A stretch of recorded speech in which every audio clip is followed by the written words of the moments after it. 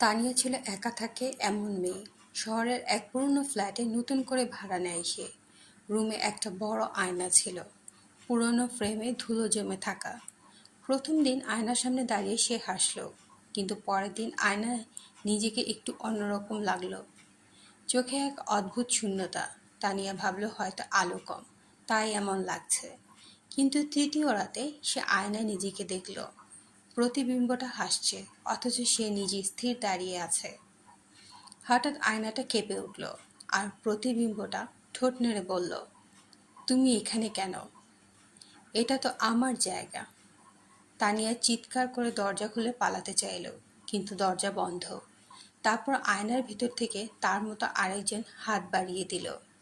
সেই রাতের পর থেকে ওই ফ্ল্যাটে কেউ থাকে না। আয়নাটা এখনো আছে। মাঝে মাঝে মনে হয় কেউ ওটার ভিতর থেকে তাকিয়ে হাসছে।